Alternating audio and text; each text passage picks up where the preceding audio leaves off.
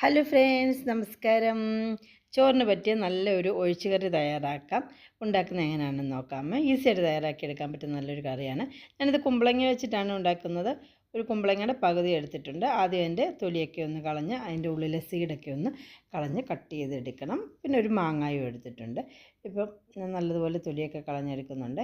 ഇത് നമുക്കിനി കഴുകി വൃത്തിയാക്കിയതിന് ശേഷം ചെറിയ ചെറിയ പീസുകളായിട്ട് ക്യൂബ്സൊക്കെ ആയിട്ട് കട്ട് ചെയ്ത് എടുത്ത് വെക്കണം. പെട്ടെന്ന് തന്നെ ഈസി ആയിട്ട് നമുക്ക് ചോറിന് ഒഴിച്ചുകറിയായിട്ട് തയ്യാറാക്കി എടുക്കാൻ പറ്റുന്ന നല്ലൊരു കറിയാണ്. കുമ്പളങ്ങ കട്ട് ചെയ്തെടുത്തത് ഒരു മൺചട്ടിയിലേക്ക് ഇട്ട് കൊടുക്കുന്നുണ്ട്.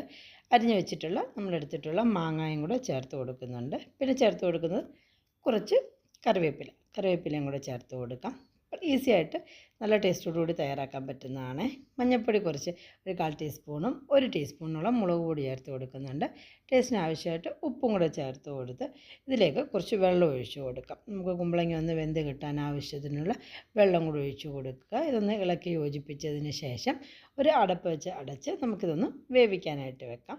ചോറിനും നമുക്ക് പഴങ്കഞ്ഞിക്കൊക്കെ ഉപയോഗിക്കാൻ പറ്റുന്ന നല്ലൊരു കറിയാണ്. ഞാനിപ്പോൾ ഫ്ലെയിം ഒന്ന് ഓണാക്കിയിട്ടുണ്ട്. ഇനി നമുക്ക് അരപ്പ് തയ്യാറാക്കാനായിട്ട് തേങ്ങ തിരുമ്മിയതിലേക്ക് ഒരു 4-5 ചെറിയ ഉള്ളിയും കൂടെ ഇട്ട് കൊടുത്ത് ഒന്ന് അരച്ചെടുത്ത് മാറ്റി വെക്കാം. നല്ലതുപോലെ ഫൈൻ പേസ്റ്റായിട്ട് അരച്ചെടുക്കണം. ഇടയ്ക്കിടയ്ക്ക് 1-2 പ്രാവശ്യം കുമ്പളങ്ങ വെന്തോന്ന് അറിയാനായിട്ട് ഒന്ന് അടപ്പ് മാറ്റി ഇളക്കി നോക്കുക. ഇപ്പോൾ കുമ്പളങ്ങയെല്ലാം നല്ലതുപോലെ വെന്ത് മാങ്ങായും ഒക്കെ വെന്ത് കിട്ടിയിട്ടുണ്ട്. ഇനി നമ്മൾ അരച്ചെടുത്ത് വെച്ചിട്ടുള്ള നമ്മുടെ തേങ്ങയുടെ അരപ്പും കൂടെ ചേർത്ത് കൊടുക്കുന്നുണ്ട്. അരപ്പ് മൊത്തം ഞാൻ ചേർത്ത് കൊടുത്തതിന് ശേഷം നമ്മുടെ മിക്സിയിൽ കുറച്ച് തേങ്ങയുടെ മിക്സൊക്കെ പറ്റിയിരിക്കും. അത് ഞാൻ കുറച്ച് വെള്ളം ഒഴിച്ച് കൊടുത്ത് അതും ഒന്ന് കലക്കി ഒഴിച്ച് കൊടുക്കുക.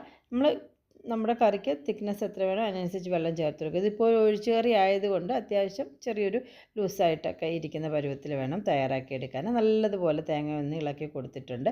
ഇതിനെ നമുക്ക് ഒരടപ്പ് വെച്ച് അടച്ച് ആ തേങ്ങയെല്ലാം ഒന്ന് വെന്ത് നമ്മുടെ കറി ഒന്ന് റെഡിയാക്കി കിട്ടണം. ഇപ്പോൾ 2 മിനിറ്റോളം ഞാനൊന്ന് തിളപ്പിക്കാനായിട്ട് വെച്ചിട്ടുണ്ടായിരുന്നു. ഇപ്പോൾ തേങ്ങയൊക്കെ ഒന്ന് വെന്ത് ഉള്ളിയൊക്കെ ഒന്ന് വെന്ത് നല്ലൊരു മണം വരുന്നുണ്ട്. നമ്മുടെ കറി ഇവിടെ റെഡിയായി കിട്ടിയിട്ടുണ്ട്.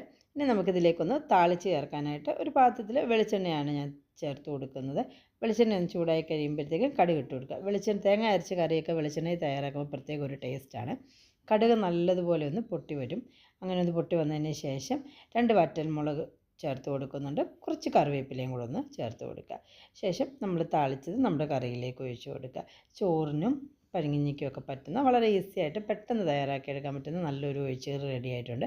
ഇതിപ്പോൾ മാങ്ങ ഇല്ല, പുളിക്ക് നമുക്ക് മാങ്ങ ഇല്ലെങ്കിൽ പുളി വേണമെങ്കിലും നമുക്ക് ചേർത്ത് കൊടുക്കാവുന്നതാണ്. നല്ലൊരു കറി ഇവിടെ റെഡി ആയിട്ടുണ്ട്. എല്ലാവരും ഉണ്ടാക്കി നോക്കി അഭിപ്രായങ്ങളും നിർദ്ദേശങ്ങളും കമൻറ്റ് ചെയ്യുക. എൻ്റെ ചാനൽ ഇഷ്ടപ്പെട്ടിട്ടുണ്ടെങ്കിൽ സബ്സ്ക്രൈബ് ചെയ്തിട്ടില്ലെങ്കിൽ subscribe, like and share. Channel support ചെയ്യുക. പുതിയ നല്ല നല്ല വീഡിയോ പെട്ട് കാണുന്നതിന് വരെ bye guys. Thank you for watching my video.